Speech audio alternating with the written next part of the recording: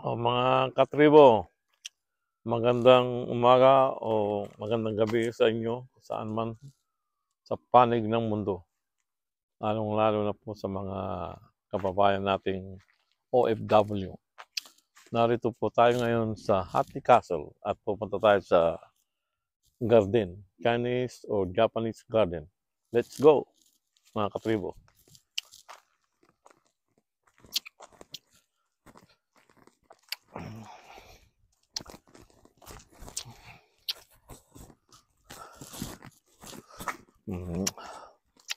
Mga katribo, ito pong puno na ito ay palagay ko matanda pa sa lula ko. Maraming po rito na napakaraming puno at yan po ay inaalagaan nila. Hindi po yung pinuputol. Palagay ko, kung ang expert, hindi ako nagkakamali. More than 200 years na po yung mga puno na yan. Katulad ng mga puno po na yan.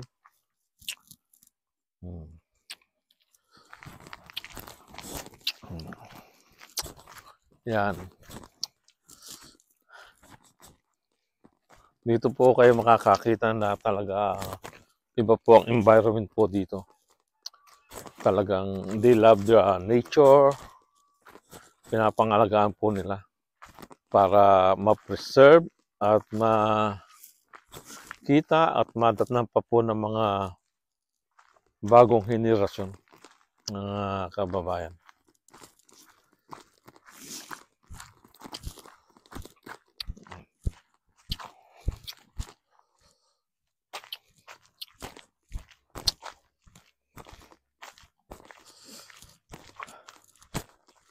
Nakita nyo kabayan, yung mga tuyong dahon na yan.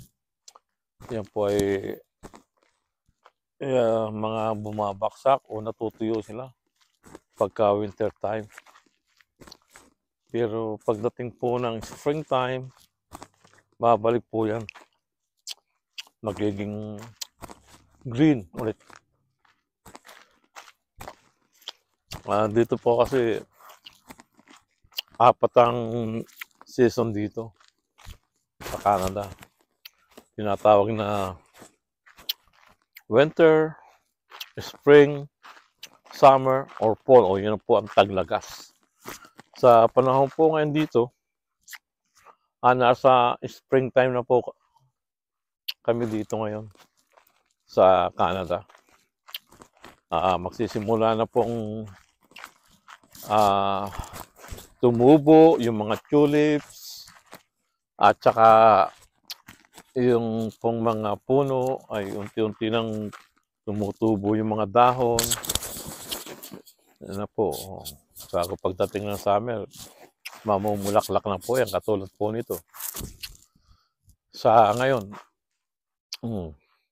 wala pa pong mga dahon yung mga puno dito. Pero mga isang buwan pa po, makikita nyo ang pagkakaiba, ang different. Let's go!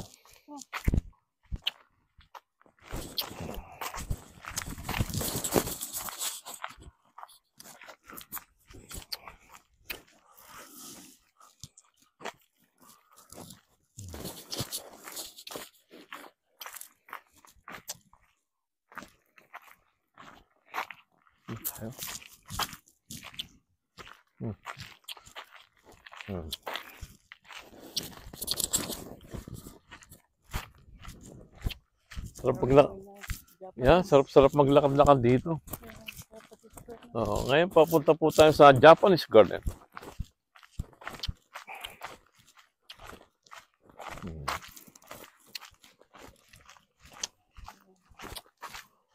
Wow, ang ganda nito.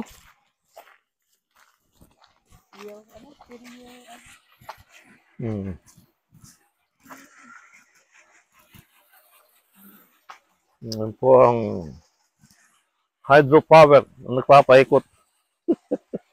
Tubig po. Nakita po doon ang gagaling sa agos ng tubig para paikot siya. Para paikutin.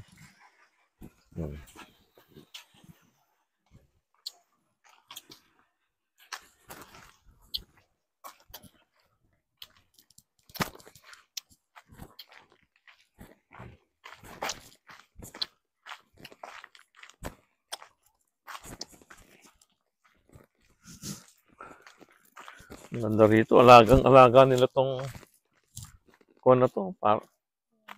Park. Bawal po magkalat-kalat dito ng mga basura. O magtapon kayo ng mga papel na pinagbalutan ng mga hamburger o anumang pagkain like candy. Dito, ang mga tao rito, mga disiplinado. Napapanatili nilang malinis ang kapaligiran. Yan po na. Yan.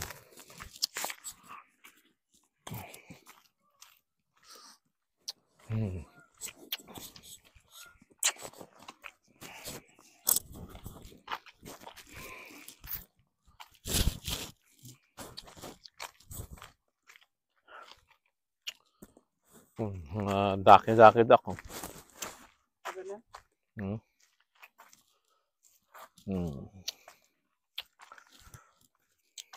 Ang ganda nung ano, kita mo pag natuyo sila, na dry.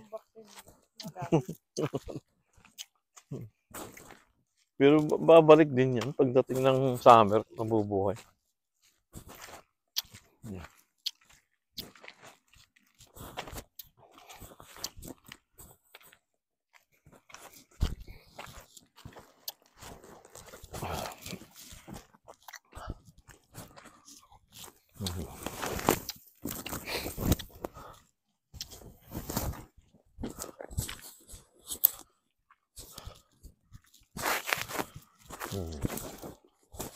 O mga katribo, narito na po tayo ngayon sa Japan.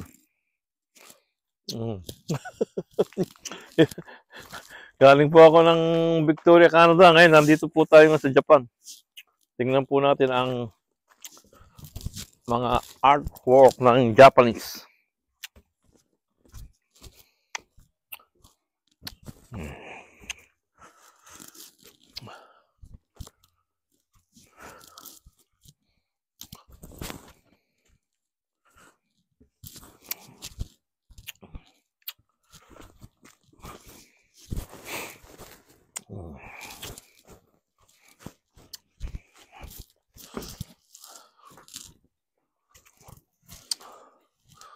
Ganda rito, yung mga gawa ng Japanese. Titibay din po ng mga gawa nila.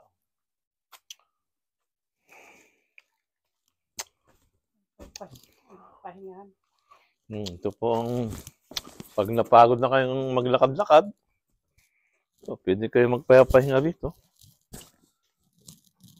Sa ngayon wala, hindi busy itong boat.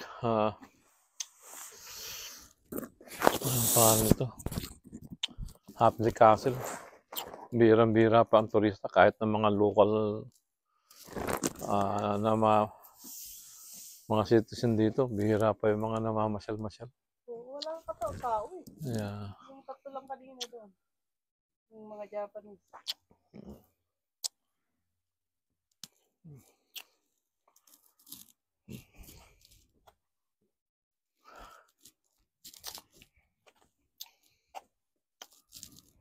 Parang sarap maligo. Kaya lang, May isda kaya yun. siguro mga 5 o 10 minutes, frozen ka dyan sa lamig. Yeah, yun lang ang kaibahan dito sa Canada. Kahit na may sikat ang araw, hindi ka basta-basta makapaligo sa mga lake o sa dagat. Sobra po alamig. Hindi ka mukha sa Pilipinas. Sa mga beach rin, like 24 hours, pwede ka mag-swimming. I still remember, doon po sa bayan namin, sa Morong Bataan. Pagka summer o mga buwan ng February hanggang April, grabe ang init. Sarap maligo. Kahit na nung mga panahon namin, mga bata pa kami, sa ilog lang doon, at tinatawag na tapwak. Naku, sarap po maligo. Pero ngayon, wala na yung mga Ilog na yun. Dati, labahan yun. Doon ang labahan ng bayan.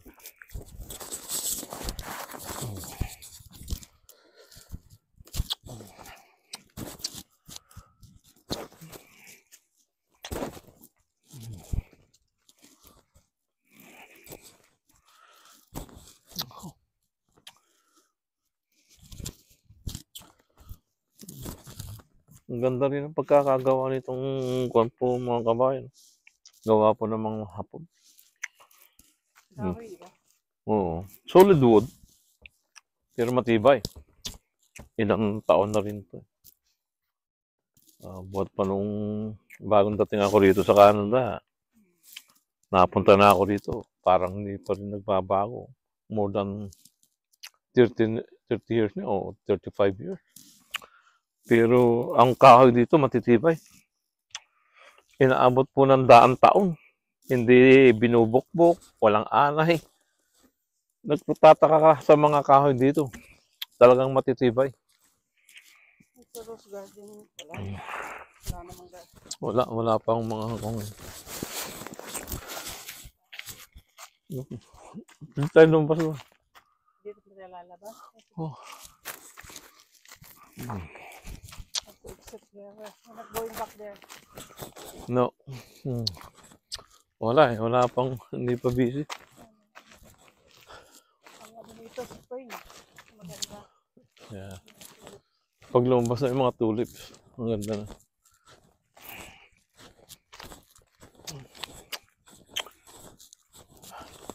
Kahit siguro sa boat park, ganun din ano. Oo. Wala ka pang makakita.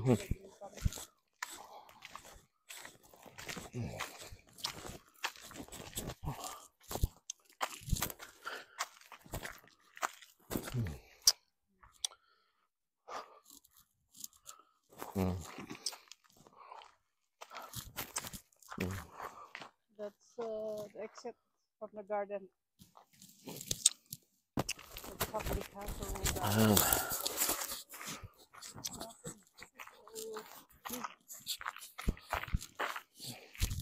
Pabalik na po tayo sa parkingan.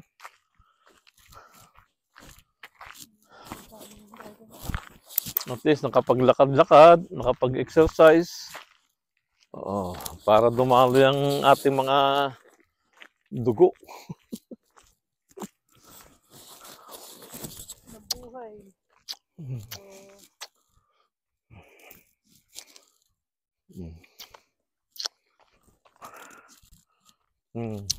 So that's a happy chapter.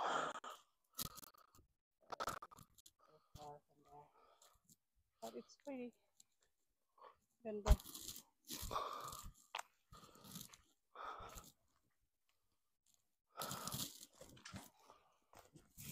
Walang guardia. Nothing. Nobody here. Mga kabayan. That's it, folks. Magandang buhay. Mini miss you. Ayun na po, palabas na po kami. Walang ano, thank you daw. Walang guardia. Walang tao. Ayun, may isa doon. Papunta na po kami sa parkingan. That's there. Picasso. Ayun, dito naman, dyan ang dagat. Dagat na. Preskong hangin. Kaya ka lang malamig. So we have to go back to the parking. Are we going home now? Yeah. We gotta go somewhere. It's time to say goodbye mga katribo.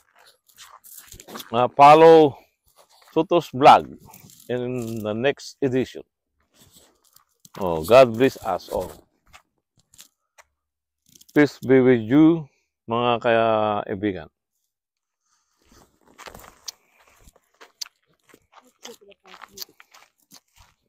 We must walk. Early walk. Ang daming pupunang ng sigaw. So, that's it.